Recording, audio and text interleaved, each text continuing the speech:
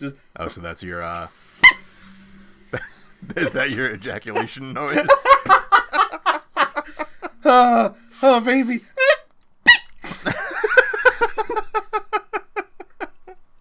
Oh, man.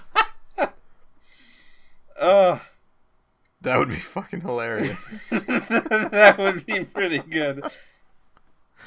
I mean, I thought you do that and the girl's just like, I need to go home. I think it'd be funnier if every single time anyone came, boy or girl, you just heard this.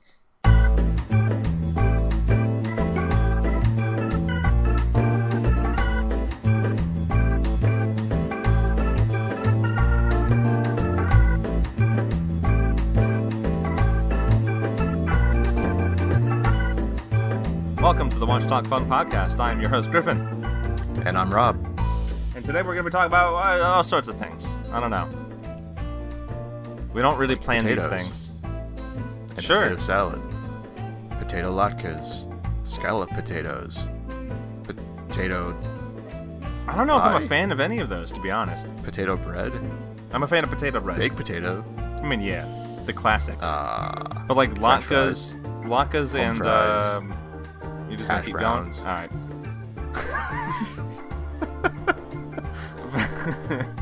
Fucking... That was the starch corner at Watch Talk Fun. Oh my god. Well, I mean, it's a stupid point, but I actually don't enjoy latkes or whatever the first one you said was. Also, truck. Hooray. I don't think I've had latkes since I was in like elementary school. They're alright. Pancakes Aren't they are better. just kind of like loose hash browns or something? More or less. Except Jewish. Oh my god, what the hell is the name of that book? The Torah? No. The Quran. No, shit. Muhammad and me? No, it's a story about, like, is his name Herschel, I think? The Walking Oh, Dead? Jesus Christ. No, I had potato latkes in elementary school because we read this book, and the dude was Jewish, and he, like, it talked about eating potato latkes, and, The boy with striped pajamas, or? Sophie's Choice. I would love to see an elementary school class watch The Boy with the Striped Pajamas. No, damn it. It's like, I want to say it was like the story of like, it wasn't the story of Hanukkah, I don't think, but there definitely was like a menorah involved, but there was like, it's like a kid's book, and it was all illustrated, and there was the dude, I think his name was Herschel, and this like demon I guess it was like a demon shows up at his house one night, and they're like playing dreidel for some reason. Oh, god damn it. What the hell is the name of that book? Fuck, that's gonna drive me nuts now. All dogs go to heaven? No, but that's a good I'm not movie. even naming books. Burt Reynolds and Dom DeLuise were in that. They were a fucking great duo. Hey! Dom DeLuise! I was looking away from my mic. Like, I tilted back, and it still spiked the waveform. Oh, wow. So... Was that supposed to be a Dom DeLuise impression? No. When you said that? No, I was just screaming. Oh, speaking of actors, I don't know how I feel about Kiefer Sutherland as Big Boss. Yeah, I don't know. Like, he's fine, but he's not Big Boss, you know? Yeah, like, fucking David Hayter was the voice of Solid Snake / Big Boss, like, since 1998. Like, that's a long-ass time to be voicing that character, and then just all of a sudden, you got somebody else voicing him. Granted, it makes sense in context of the story, but, like, real Big Boss should have been voiced by David Hayter. Oh, shit, you haven't finished the story yet, right? I have not, thank you. Well, the game's old, and there was a lot of discussion about it already. God damn it. I mean, I figured something was wrong because Big Boss never had a fucking spike in his head. Yeah. That's obviously a pretty big clue. So how far into the game are you? I literally just went quiet. Oh, okay. Is that early? And how long is this game? So far it seems long. Here's the thing about Metal Gear Solid 5. It's not finished. What? And it never will be. I don't understand. It's an incomplete game. It's like a quarter of a game, and then you replay it again. Okay, so this is going back a couple of years because that game came out in 2015, I think. Yeah. You know the whole story about Konami and Kojima and their whole split, and Konami like leaving the game industry for a short time. That all kind of centered around this game. Uh-huh. So what happened was Kojima Productions, which was a studio in Konami, was making Metal Gear Solid 5, and it was taking a very long time and apparently costing a lot of money. Somewhere around 80 million is the number that was floating around when this all first happened, which doesn't necessarily sound unreasonable. I mean, it's a lot of money, but like, you're talking about a Kojima game. Like, they're essentially like everyone jokes like, oh, movie games, haha, but like they're playable movies basically, with all the special effects, all the big bombastic score, the Hans Zimmer scores and all that stuff. So really $80 million for something like that's not that bad. Yeah, it's still in the context of a video game company making it, and they're not normally spending that kind of money apparently. But yeah, so eventually, like, they released a thing called Ground Zeroes. I don't know if you played that. I did. That was like kind of like the prologue chapter of the game. And then eventually they released the Phantom Pain, and like that was part of the conceit of like just like release what's done now, finish up the other part, and then get it out. And they didn't have enough time to actually finish up the other part. So, like, the story doesn't really have, like, a conclusion. Like, there's a cutscene where things are revealed, like, it's made clear what the situation is with Big Boss. Mm-hmm. But then that's kind of it. Like, nothing else really happens. And you're just left to, like, replay missions over and over again. And, shortly after the game was released, people found, like, files hidden in the game with a title. You know how there was a title card at the beginning that said, like, Chapter 1? Yeah. When you finish that section, there's a Chapter 2. People found a title card for Chapter 3, and the subtitle was Peace. And there's a cutscene labeled Mission 51, which is, like, the game ends at, like, Mission 50. Like, story Mission 50. There's, like, hundreds of, like, side mission things. But yeah, so there's this like Mission 51 cutscene that shows like an event happening with the Metal Gear of the game. Mm-hmm. Metal Gear. And like that was supposed to be another whole section of the game, and it just they released it as it is. It sucks too because it like. As far as gameplay goes, it's the best in the series. Like, that game, it's the first game to, like, not even just in the context of Metal Gear, it's the first, like, video game where you feel like you can actually do almost anything. Like, playing as Big Boss, you aren't just Big Boss, you are, like, cutscene Big Boss. You know what I mean? No. Where, like, there's a lot more freedom of motion, and, like, you can do, like, weird, crazy tricks, and, like, slide down a hill in a box and then fucking pop out and trank somebody, and then like, I think you can like load a Jeep full of C4 or something, and like, I mean, these are all standard practices, yeah, but it's stuff that you didn't necessarily. It's stuff you couldn't do through standard gameplay in the previous games for the most part, and like, the shooting feels great. The shooting never felt all that great in the Metal Gear games, because you necessarily like you weren't really supposed to get into combat Like, you Yeah. could play it that way, but you were supposed to play it by being stealthy. So this one, they finally like made it like feel satisfying to shoot guns. Metal Gear Solid 4 kind of did that, but it's some of the stuff is still weird, and it was like you had to hold like 3 buttons to aim properly and to shoot, and that was kind of awkward. Yeah, like there's so much great design and like polish on that game, and it just sucks that it's never gonna be what it should have been. Well, I mean, like, if you didn't know that, would you assume that the game wasn't finished? I don't honestly know, because everybody I've heard talk about it, like, they're all Metal Gear fans that have played all the other games, or at least most of the other games. So I don't know how to like see it from like an outside perspective, I guess, you know, because I've been playing Metal Gear Solid since 1998 when that first game came out. Like, well, what I'm that's saying, one of my favorite things, and it's just like it.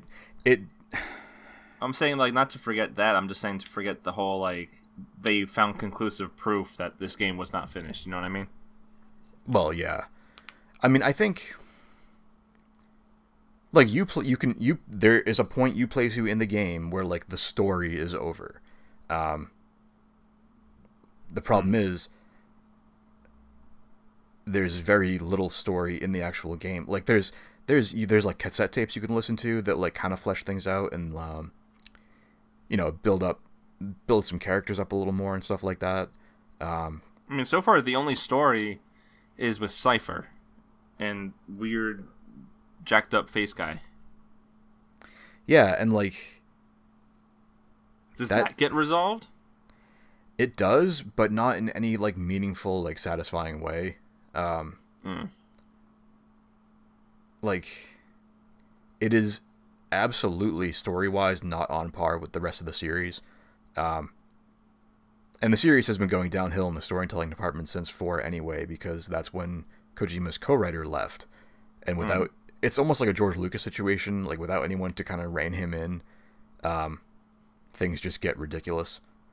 Yeah. Which resulted in Metal Gear Solid 4 being this like fucking insane thing that game tied up every single loose end that had ever been addressed in that series except for one, and that's the one that this game ties up. Oh. Wait, which one was that? Why the hell was there 2 big bosses?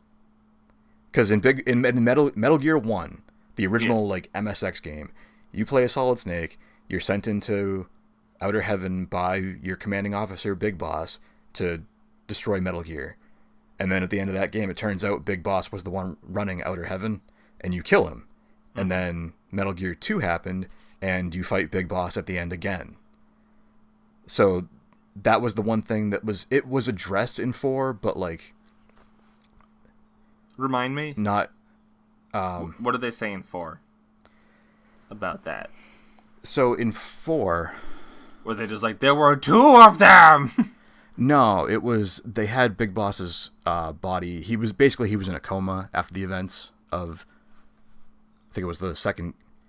They're not entirely clear, but like, Big Boss, who was thought to be dead after his interaction with Solid Snake, which I'm assuming now is supposed to be the end of Metal Gear 2. They thought he was dead, and he was actually in a coma. That's why he shows up at the end of Metal Gear Solid 4. And then there's confusion with like Solidus's body from Metal Gear Solid 2 is still floating around, and some people think he's Big Boss. I don't know. 4 is fucking weird. I don't really know. I don't really know what else to say. Like, it's a very fun, like 5 is a very fun game to play. But especially now that Kojima is no longer part of Konami and like Metal Gear is ostensibly over, like they're making that Metal Gear Survive thing, but that's not like a mainline game. Obviously, that's just like a little spin-off standalone thing. Mm-hmm. It's a very disappointing note for that series to end on. No, only because there was no real story to it. Like that's always been the main draw of that series, at least for me, because the gameplay was never that great. especially the first two. 3 fixed a lot of problems, but like, you know, the story, the characters especially, and the way they interacted with each other. That's what was really interesting about these games. And 5 just doesn't have as much of that. And part of it is Kiefer Sutherland, because he doesn't have a lot of dialogue. Even in the cassette tapes, there's, like I said, there's cassette tapes you can listen to with conversations with characters and stuff like that. And he gets a decent amount of dialogue in those, but it's still so different from how the other games were that, like, the cassette tapes replace the codec conversations, and the idea is you can listen to them while you're playing instead of having to, like, sit and watch a black screen with 2 boxes talking. I guess. So what the fuck was the first part of the game where, like, Psychomantis and shit showed up? Yeah, like, that whole first section is totally different from the rest of the game. Like, as far as, like, tone goes, like, that's almost like a survival horror game, that opening. Yeah. And nothing else in the game is like that. But yeah, like, the Psychomantis kid, he shows up a couple more times. But, like, he's just kind of, like, brushed off. And that's how almost everything is with this. It's like, stuff happens, and it's just kind of like, okay, that's what happened. Time to move on. Like, I don't know. It's so strange. It's so different, and just not. It's just not Metal Gear. That's what I think, anyway. I mean, I don't know. I mean, I don't know. Like, did you ever play Peace Walker? No. On PSP or on, like, the HD collection? Nope. So, like, that Peace Walker was supposed to be Metal Gear Solid 5. That's what it was originally, like, announced as, I think, or at least that's what it was when it went into development. Okay. And then at some point Kojima decided to take the 5 off the title. That was the first one to do things in, like, a very different way. It's like mission based, kind of like Ground Zeroes. But there's, like, a weird inspiration from, like, Monster Hunter in that game, and it's really cool. And there's actually, like, there's some bonus levels where you can go and fight a couple of the monsters from Monster Hunter. Like, that's how like direct the inspiration is. I mean, that's pretty direct. Yeah. And I really like Peace Walker. I like the way it played. I liked the mission-based setup of it. It was an interesting, like, twist on the way the series worked, but it felt like a good change. And I kind of expected 5 to be more of that. Because that's what they were kind of hyping it up as, almost, was like, it's going to be like Peace Walker, but on a console, like a bigger version of that. And it's not even that. It's like, you still do the mission-based stuff, but you do have a lot more freedom in ways to approach the missions, which is really cool. And that's where a lot of the fun of the game comes from. It's because those missions are so open-ended, and you have such a degree of freedom where you can really tackle things from any way you want, which is great. It's just, it doesn't have enough of, like, a framework tying it all together, you know? I mean, one of the things I did notice was it seemed like I was just doing, like, Far Cry 3 base clearing, you know what I mean? Yeah. And I'm like, okay, time to do a mission so I can get some story. And, like, I look forward to the parts of, like, where I get to go back to Mother Base and, you know, like, Troy Baker's there. I mean, Ocelot. Yeah. Did they model him to look like Troy Baker on purpose? I think so. Yeah, because it's Troy Baker. Yeah. Like, 100%. That's another voice change I'm not crazy about. Like, Troy Baker's fine, but I can't remember the guy's name right now, but the guy that normally does Ocelot's voice, like, I don't know why they changed that. Because even in 3, the guy that voiced young Ocelot, they could have gone with him if they didn't want him to sound like an old man, and that would have been fine. Troy Baker's just, like, a weird, I don't know, seems like a weird choice for the character.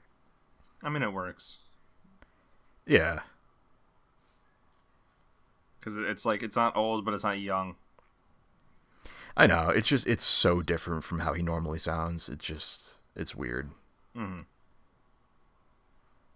Like, he gives it like a weird southern drawl, and Ocelot doesn't talk like that. That is true.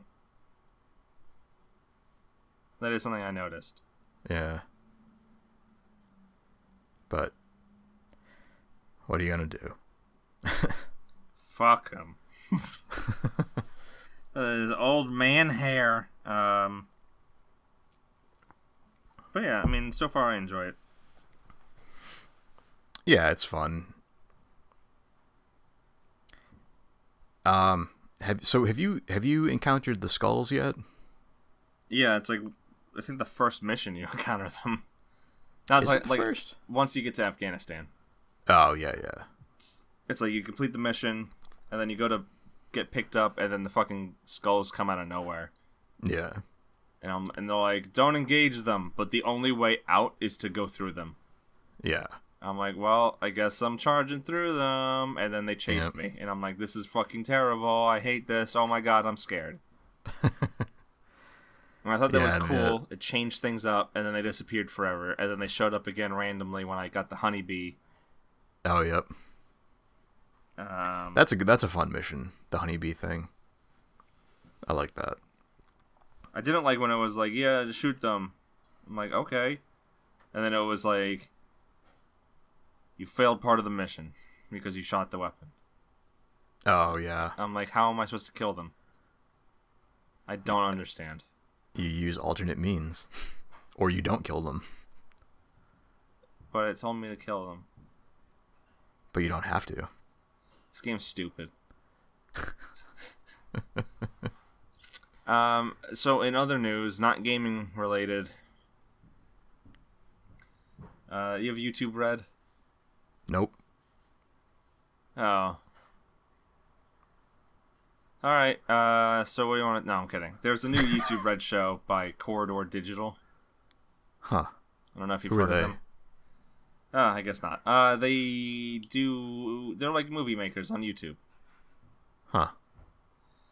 And they have this show called Lifeline? I think that's what it's called. Mm-hmm. And I just watched the first episode, and I'm like, I don't know how I feel about it. You know, So, like, what is it? Well, I'm gonna explain it. Hold your horsies. Hold your D-horse. Metal Gear tie-back. Callback. That's what it's called. It's called a callback. When you say something that you said before in comedy. I'm going insane. Sorry. Is there a ghost fucking your dishes in the background? Yeah. Is it your neighbor? Well, I mean, it's Halloween, you know, there's ghosts, there's skeletons. And you have a dead neighbor. You have no control over it. Like, I don't know if we want to tell that story. What? Like, we can cut this out, but like the whole, with like the mail piling up, and you're like, I think my neighbor's dead. Oh, and then he actually was. Yeah. We laugh at death. At least he wasn't, like, in the house dead. That's good. Yeah. Yeah. That house just sold, I think, actually. Cool. It's been empty a while.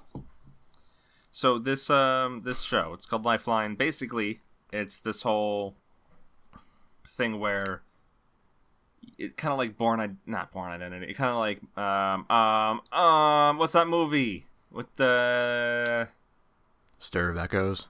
No, the one where they predict deaths and they predict crimes.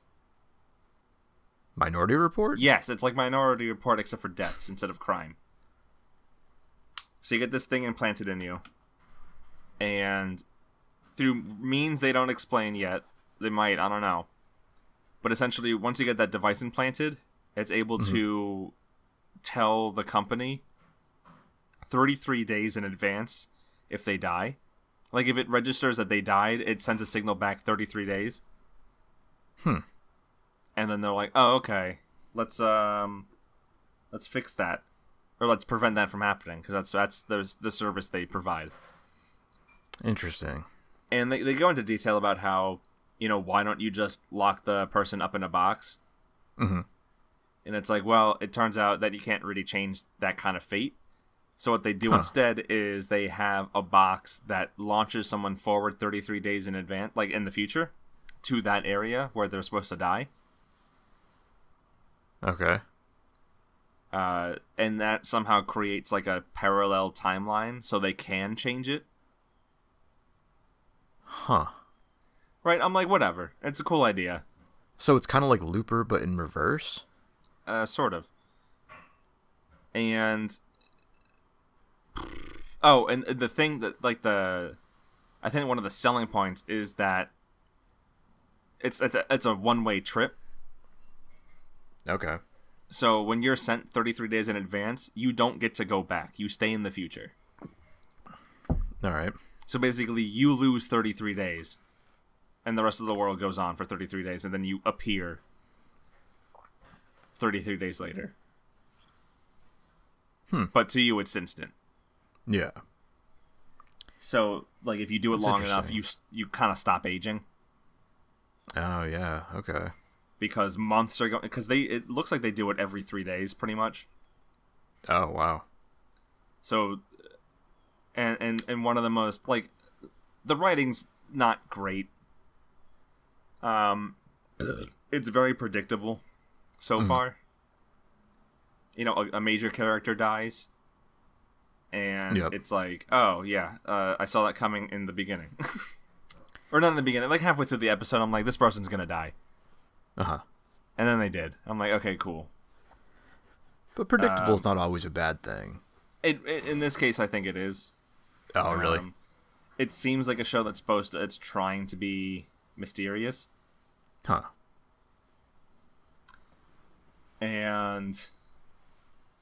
I don't know, I could see the whole show playing out in front of my eyes. Mm-hmm. So if they, subvert that prediction, I'll be impressed, but I don't think they're going to, based on the writing. Like, there was a scene where this woman, who is, the wife of the main character, who also does this job, she's talking to, her old police captain or whatever. He stops by and he's like, I want you back on the force. And then she goes on to say, how she loved being a police officer and how she loved working for him. So it's like, okay, so in a couple lines of exposition, we've established she was a cop, which is why she was able to take someone down really easily. Also, she loved her job. Okay, we have character now. The exposition was... It wasn't, bad. It wasn't super forced, but it was it was just obvious exposition. Yeah. Yeah. As someone who watches a lot of shit, it's easy to catch that stuff. Yeah. And in this case, it's like, okay, well, I don't know. I mean, how long are the episodes? Half an hour. Okay, because I was gonna say that's pretty standard, style of exposition for a TV show. I know, but it seems so fucking tropey, Oh, I want you to come back to the forest. You were the best cop I had.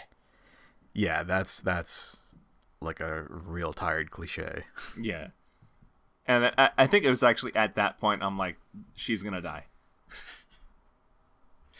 Straight up, I'm like, there's no other way. Spoilers, by the way.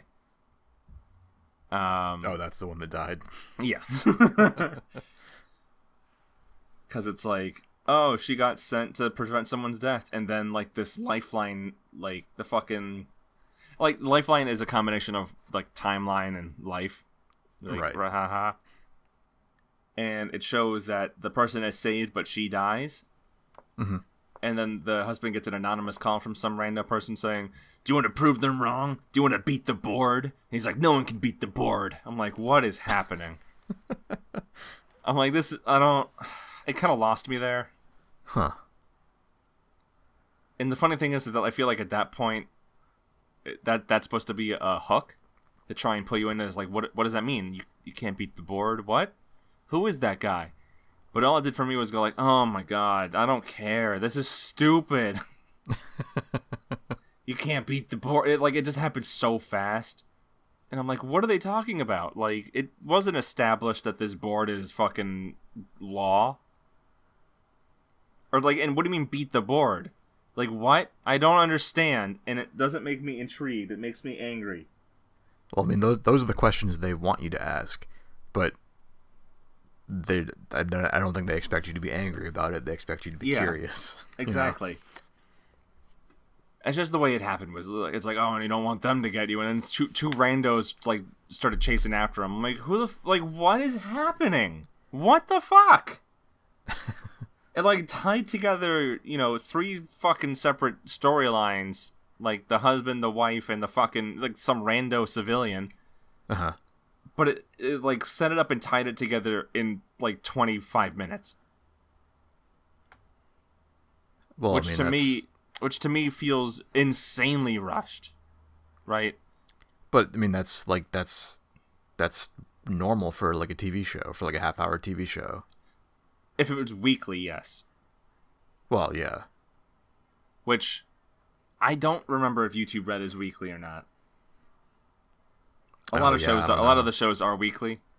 It's not like Netflix does it. That's the thing. It's like I'm comparing it to Netflix series, which are just infinitely better. Right. It's just the whole season's available at once. Exactly. So it's expected that you binge watch it. Right. So they can take their time with character development. Yeah. Because if you watch a full episode of character development and then have to wait a fucking year, or like have to wait a week, to hear the next episode, it's like no one's gonna fucking want to watch that. Yeah. Like, it's gonna be boring as shit. It's like, okay, cool, we learned about these characters. You realize that's how people watched TV for like since it was invented almost up until the last like 5 years. Well, no, I mean they still like.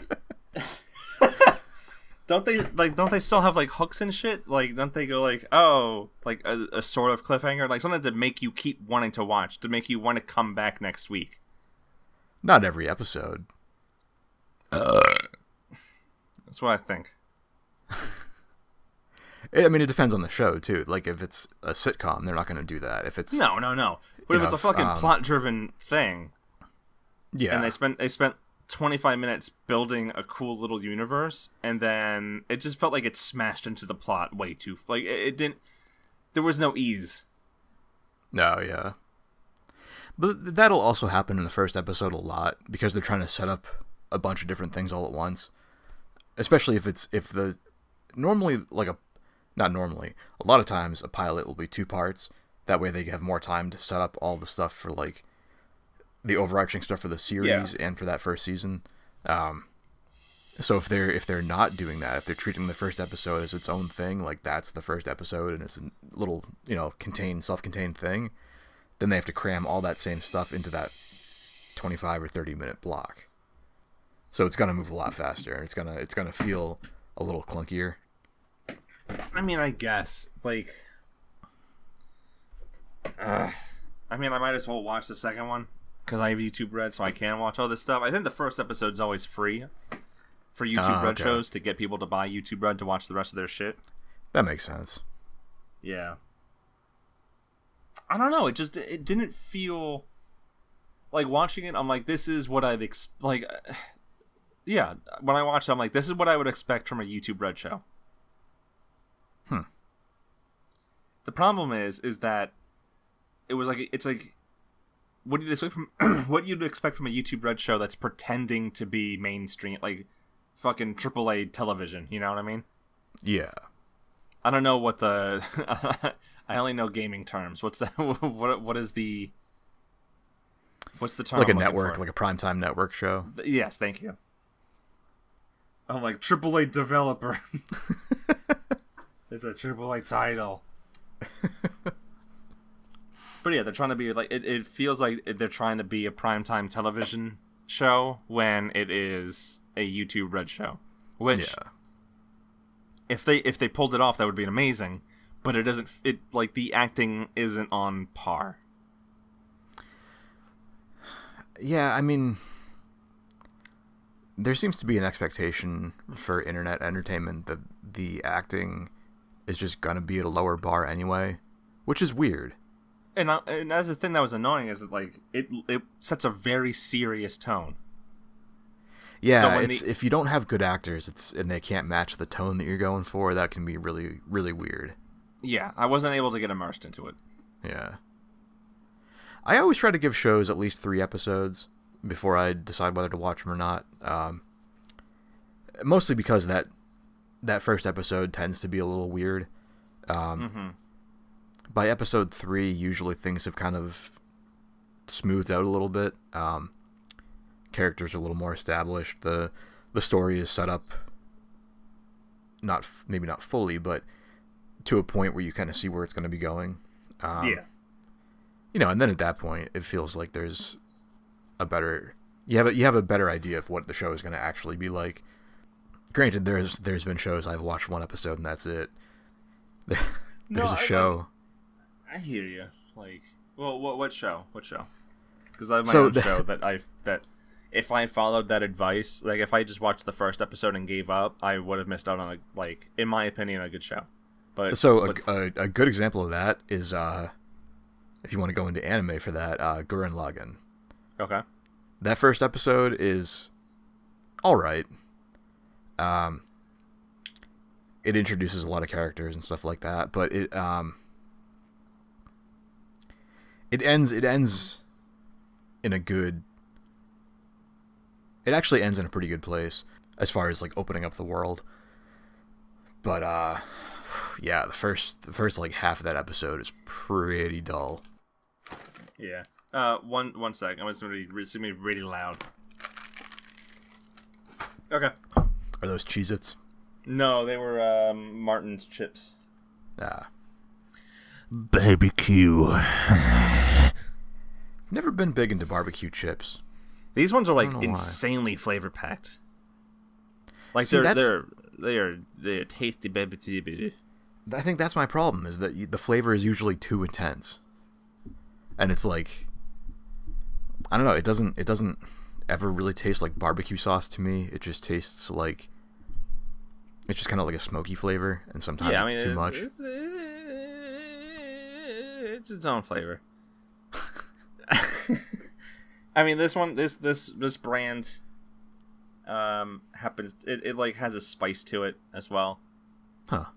It's nice. I like it. Anyway, back to shows. You said Gurren Lagann, kind of like, oh, this episode's boring, but if you give it a chance, it's like great. Yeah. Because it ends. So the first episode takes place mostly in this little village where everyone lives underground. Have you seen Gurren Lagann?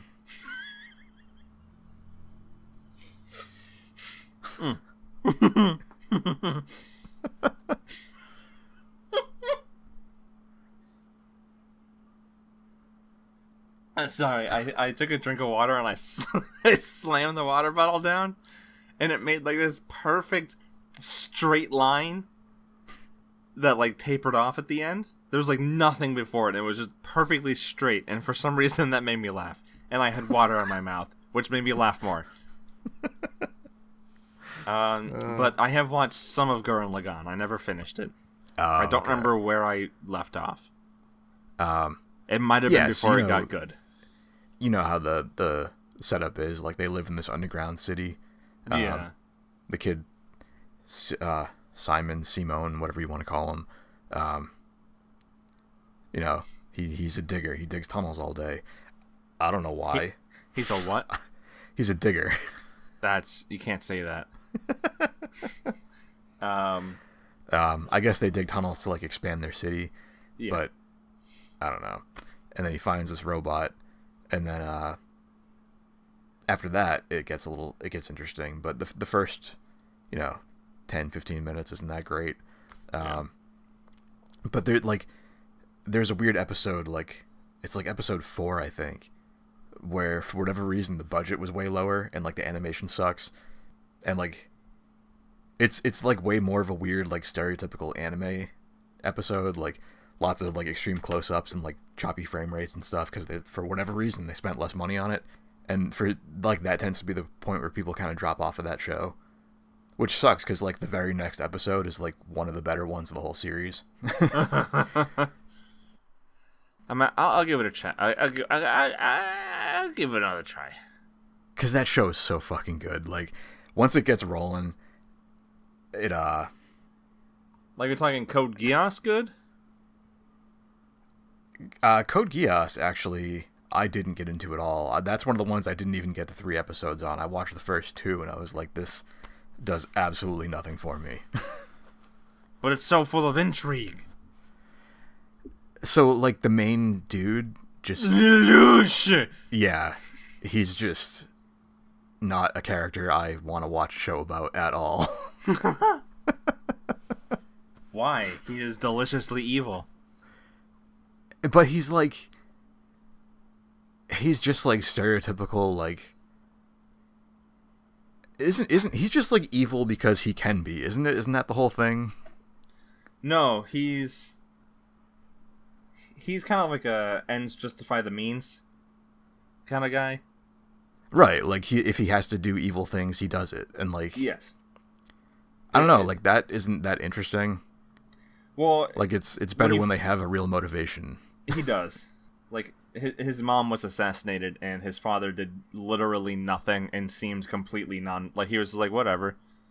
And he's like, what do you mean, he's a child? Like, Lelouch was a child. He's like, what do you mean, whatever? You're my dad. You're, like, my mom was just killed. And he's like, and?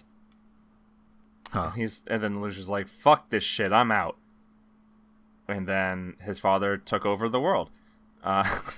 Okay. And his father is, like, insanely evil. And so he basically uses the Japanese to basically fight his own war. Okay. But he ends up becoming a hero to the Japanese. Okay. Yeah. Weird. But he's trying to... It's one of those... he tries to fix the problem with force, and his friend tries to fix the problem from within the system. Uh-huh. So they're Yuri and Flynn. Yes. That's kind of cool. It's a common Japanese trope, apparently. Yeah. Yeah, there's there's the a friendly name for rival it. on the other side. Yeah. There should just be more Tales of Vesperia. Yeah, I know. But seriously, like, I'll give Gurren Lagann another shot. You give Code Geass another shot. Yeah, I should do that. And tell me if you don't get hooked. Sounds good. Because especially, like, it just starts getting to the point where you can't stop watching it. Huh. Especially Season 2. Season 2 fucking perfected cliffhangers. Interesting. Mm-hmm. Like, you're like, yay, everything's great. And it makes sense because it's like, he is an anti-hero. So things are not supposed to go his way. But, I don't know. It's great. I love it. Anyway. The show that I was talking about was Smallville. Oh, okay. I've never seen... I don't know if I can claim that I've seen a worse pilot than that. Yeah, that first episode is awful. It was so bad. I mean, I watched it like 10 years ago, whenever the hell that show was on. And then it turns into slice of life. Like, high school adventures with Superman.